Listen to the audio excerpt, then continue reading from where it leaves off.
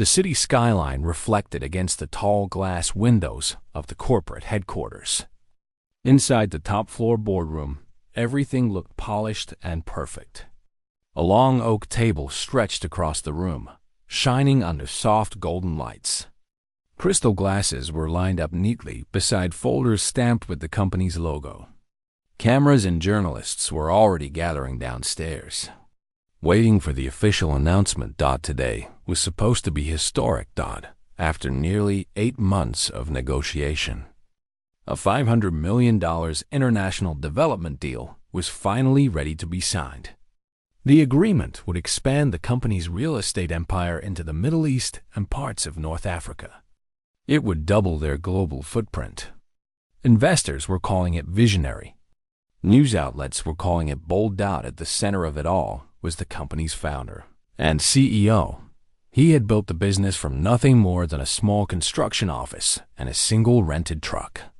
Years of sleepless nights and risky decisions had turned that humble start into one of the largest development firms in the region.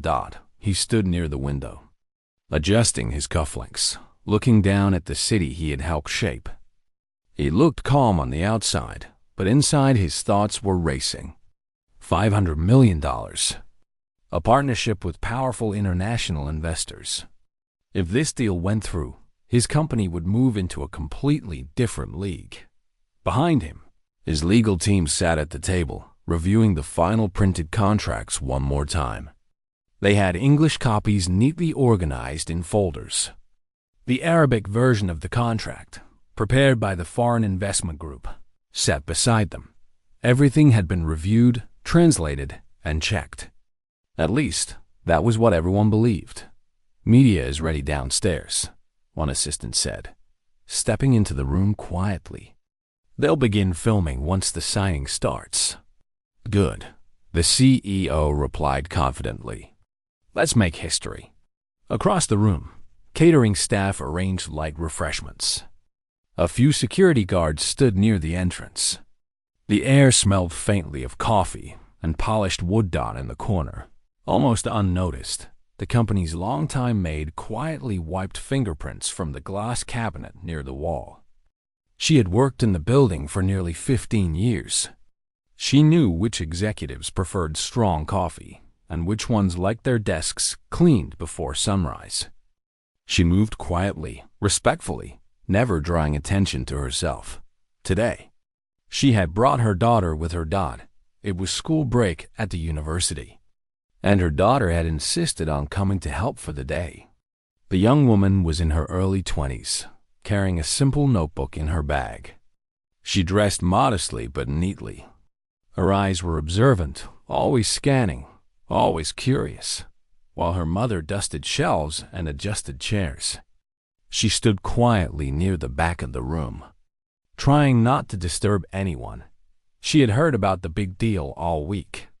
Her mother spoke about it with quiet pride, saying, "They're signing something huge this Friday. The whole building is nervous." The daughter had smiled when she heard that. She was studying international law, with a focus on cross-border contracts and language interpretation. Complex agreements fascinated her. She believed words could build bridges or destroy them. As the executives prepared for the ceremony, one of the legal assistants placed a stack of contracts on the side table, temporarily unattended. The daughter's eyes drifted toward them. She wasn't trying to be nosy, but she recognized the layout immediately. It looked like a bilingual contract, English on one side, Arabic on the other. She spoke Arabic fluently. Not just conversational Arabic, but formal legal Arabic. She had grown up hearing it at home and later studied its technical structure at university. She stepped a little closer, pretending to adjust a chair her mother had cleaned. Her eyes moved over the Arabic text, naturally. At first, nothing seemed unusual. Standard partnership terms, investment amounts, development timelines, profit-sharing percentages. Everything looked typical for a joint venture agreement. But then she noticed something. A specific clause, about halfway down the Arabic page, caught her attention. It was written in a slightly more complex structure than the rest of the document. The wording was formal, almost too formal. She leaned closer, pretending to straighten a stack of napkins nearby. The English version beside it read, "The advisory party will retain minor strategic consultation rights in future expansion phases." That sounded harmless. Minor consultation rights. Advisory rolled. But when she read the Arabic wording carefully, her heartbeat slowed. The Arabic sentence did not say minor consultation rights. It said something much stronger. It described exclusive authority in determining future territorial development expansions under primary executive oversight. She blinked. Maybe she had misread it. She read it again. The English version suggested limited advisory involvement. The Arabic version suggested controlling decision-making power over future land expansions. Those were not the same thing. Not even close. She felt a slight chill run down her arms. Maybe it was just a translation nuance. Maybe she was overthinking it.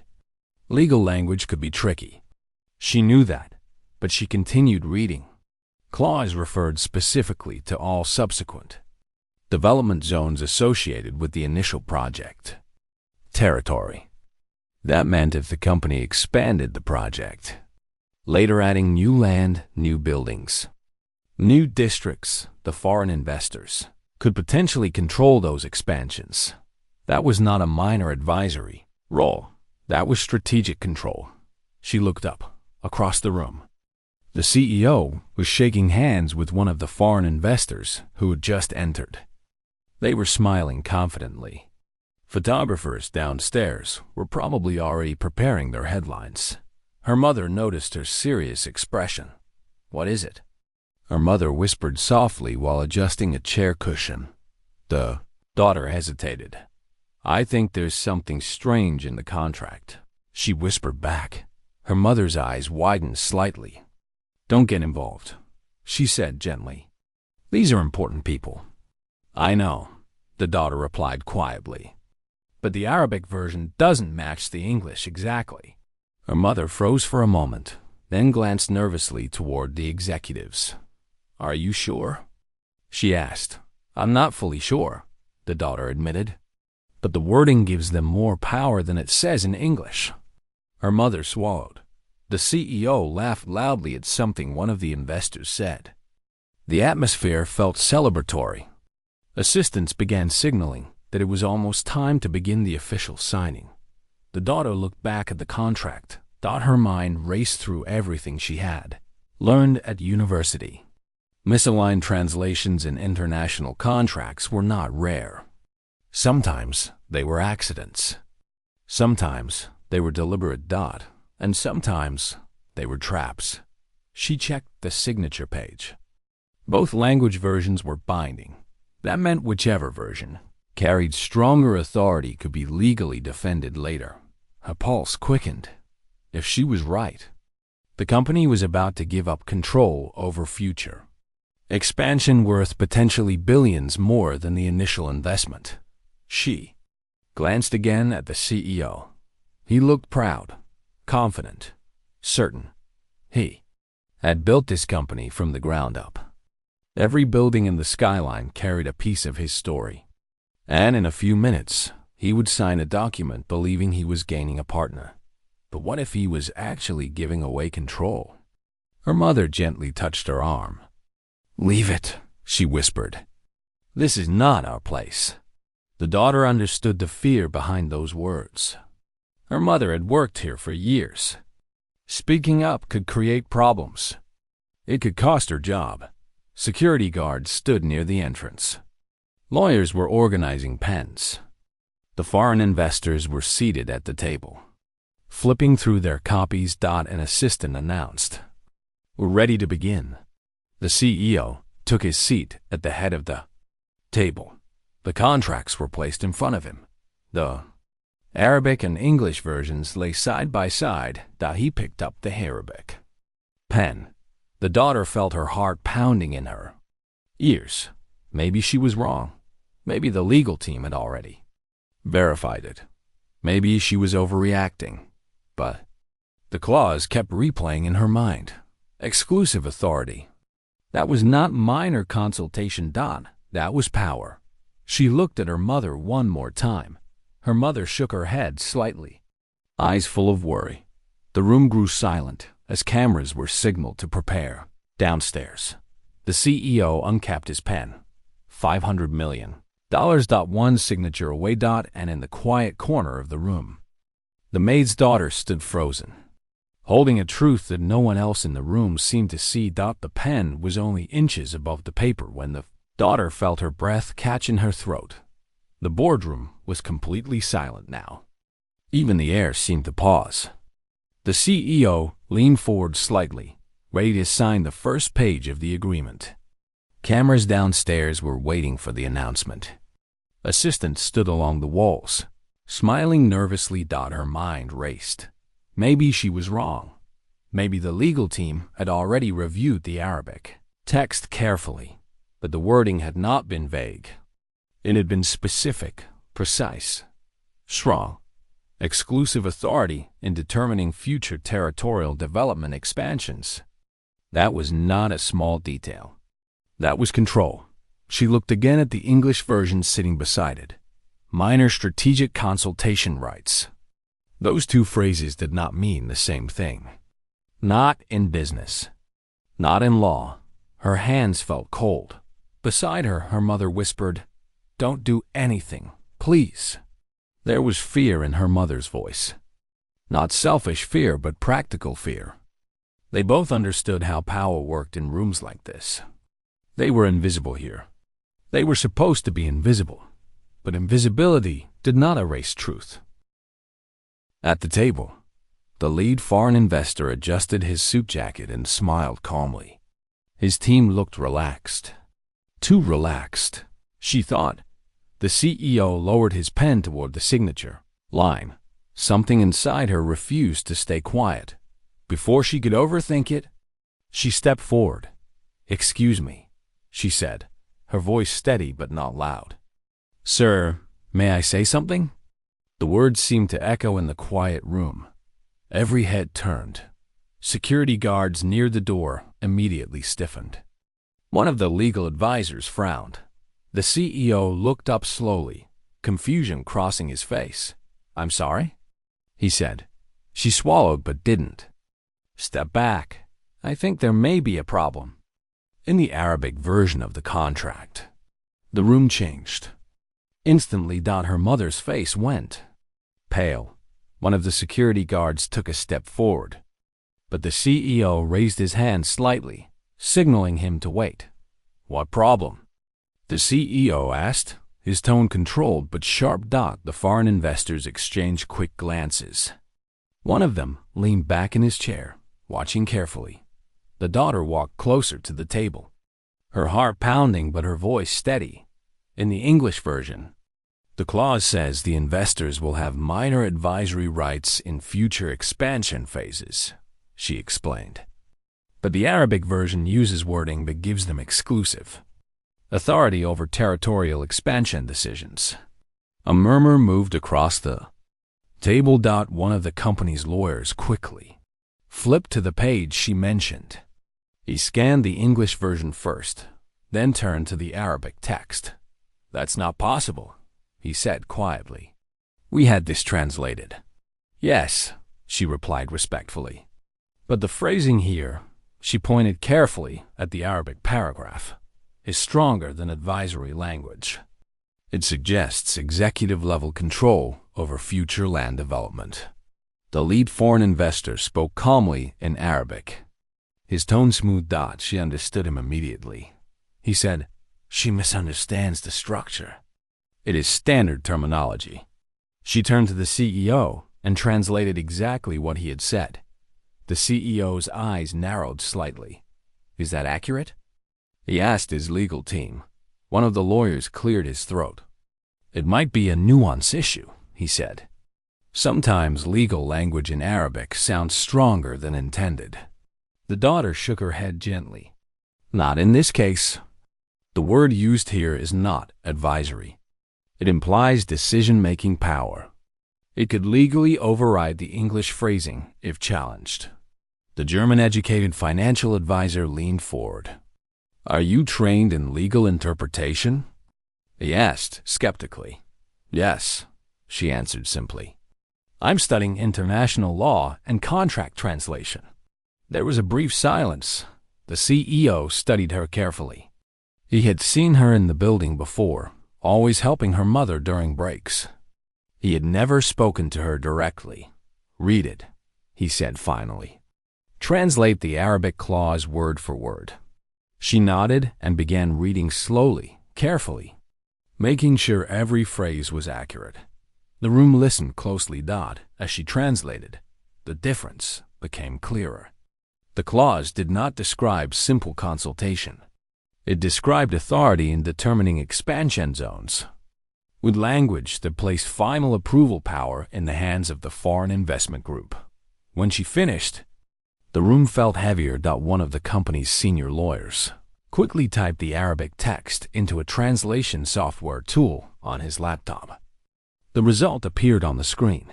The automated translation supported her interpretation. The English draft said one thing. The Arabic binding version said another. The CEO leaned back in his chair slowly. He looked at the foreign investors. "This was reviewed by your legal team?" he asked calmly. "Of course," the lead investor replied smoothly in English. "It reflects our understanding, but it does not reflect ours," the CEO said. The investors exchanged quiet words in Arabic. She understood them again. One said softly, "They weren't supposed to notice this." Her stomach tightened. She did not translate that sentence immediately. The CEO looked at her. "What did he say?" She hesitated only for a second. "He said they were not expecting this to be noticed." The room went completely silent. The foreign investor quickly spoke again in Arabic, this time more forcefully, claiming she misunderstood his statement. But the damage was already done. The CEO's expression hardened. "Explain the discrepancy," he said firmly. The foreign investor switched back to English. "It is a matter of structural interpretation. In some legal traditions, expansion authority must be defined broadly." "Broadly?" the CEO repeated. "This gives you executive control over future development zones. It ensures project consistency," the investor replied. "At our expense," one of the company's advisors muttered. The CEO turned to his legal team. "How did we miss this?" One lawyer looked embarrassed. "We focus primarily on the English draft. The Arabic was assumed to match." Assumed. The word hung in the air like a warning. The daughter stepped back slightly, her role finished. Her heart was still racing. She had not planned to stand in the middle of a billion-dollar negotiation. Her mother stood frozen near the wall, unsure whether to feel proud or terrified. The CEO closed the contract folder slowly. "If we had signed this," he said quietly, "you would have controlled every future expansion tied to this project." The foreign investor remained calm. "It would have been a collaborative authority." "That is not what the clause says," the CEO replied. He looked at the daughter again. "You are certain?" he asked. "Yes," she said firmly. "The wording is clear." The room shifted from celebration to confrontation. Assistants quietly turned off the media feed downstairs. Delaying the announcement, the CEO stood up. "This signing is postponed," he said firmly, "until both language versions reflect identical authority." One of the foreign investors leaned forward. Postponement could damage market perception. Signing an unfair contract would damage more than perception, the CEO replied. There was no anger in his voice, only clarity. Security escorted the foreign delegation to a private side room for further discussion. The legal team immediately began reviewing every page of both versions. Line by line, The daughter stood quietly beside her mother. Unsure what would happen next, her mother squeezed her hand gently. Minutes passed. One of the lawyers finally spoke. She's right. The Arabic version grants controlling rights that the English version does not. The CEO exhaled. Slowly. $500 million. One signature. Away from losing long-term control. He looked at the daughter again. This time, not as the maid's child, but as the person who had just prevented a massive mistake. If you had stayed silent, he said quietly, we would have signed this. She didn't know what to say. I only did what felt right, she answered softly. The celebration atmosphere was gone now. In its place was something more serious. Awareness. The deal had not been signed. The cameras downstairs would have to wait. And in the middle of a room filled with executives, lawyers, and international investors, the one person who had seen the danger first was the person no one had been paying attention to. The contract still lay on the table, but the illusion of perfection had disappeared. The boardroom no longer felt like a place of celebration. The crystal glasses still sat on the table. The documents were still neatly arranged. But the energy had changed completely. Instead of smiles and polite laughter, there were tense faces and low, urgent whispers. The foreign investors had been escorted into a smaller conference room nearby, along with 2 members of the company's legal team. The door was closed, but voices could be heard inside, calm, controlled, but firm. Back in the main boardroom, the CEO stood near the window again. Only this time, he wasn't admiring the skyline.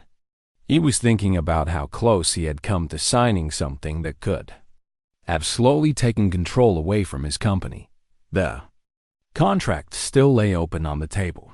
He walked back toward it and ran his fingers slowly along the Arabic paragraph the daughter had pointed out. Exclusive authority. He muttered quietly. One of his senior lawyers approached him. We are reviewing every clause now. There are a few other phrases that need clarification. A few? The CEO asked sharply. Nothing as severe as that one, the lawyer said quickly. But the wording favors them more than our English draft suggests. The CEO nodded once, then turned his attention to the corner of the room. The daughter stood beside her mother, unsure whether she should stay or leave. She felt the weight of every glance in the room. Some executives looked impressed. Others looked uncomfortable. She had not planned to challenge a $500 million deal. She had only planned to help her mother clean. The CEO walked toward them. Her mother immediately lowered her eyes. Sir, I'm sorry if she caused any... No, he interrupted gently. She may have just saved us from a very costly mistake. The mother looked up, surprised. The CEO turned to the daughter. When you translated that sentence earlier, you didn't hesitate. She nodded slightly, because the wording was clear. You understood the legal impact immediately?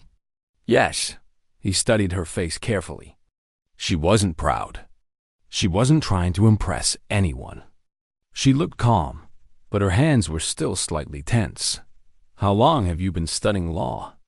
He asked. 3 years, she answered. My focus is international contract law and language interpretation. And you recognize the risk that quickly? She paused. When contracts are written in 2 languages, the stronger version often wins in court. If the Arabic version grants executive authority, it could override the English interpretation. Several executives nearby listened closely. The CEO gave a slow nod.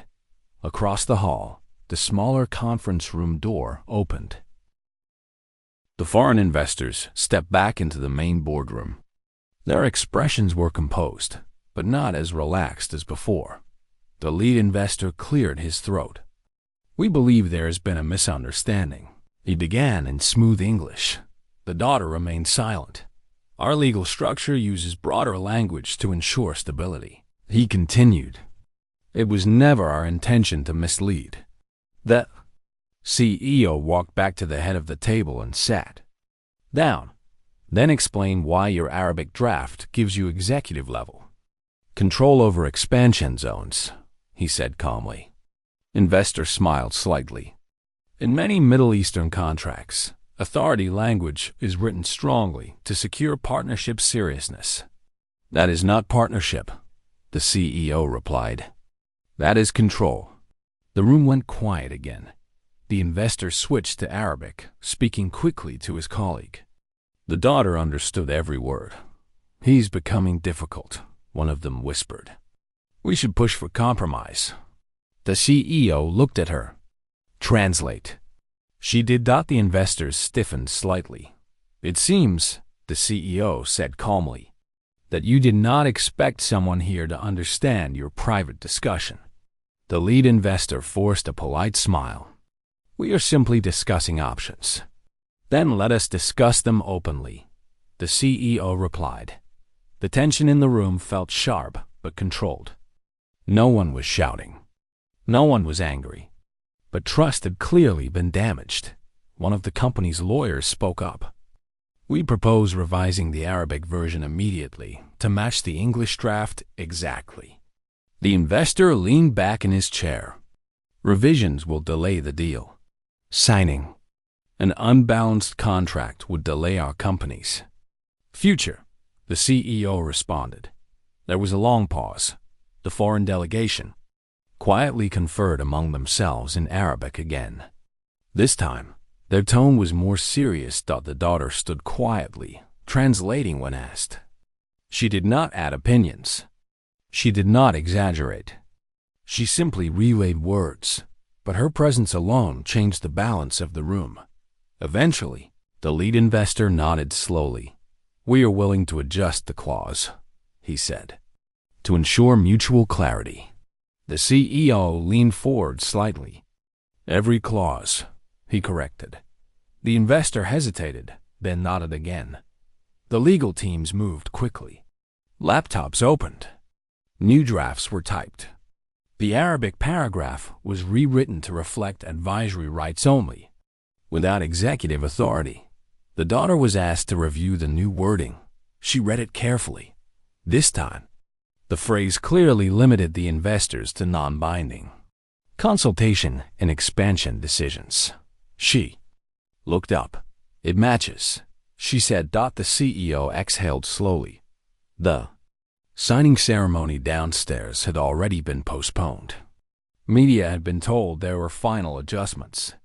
No one outside the room knew how serious those adjustments were. As the new documents were printed, one of the younger executives approached the daughter quietly. You realize that faster than our legal team, he said. Half impressed, half embarrassed, she shook her head gently. They trusted the English draft, and you didn't. I trusted the words, she replied.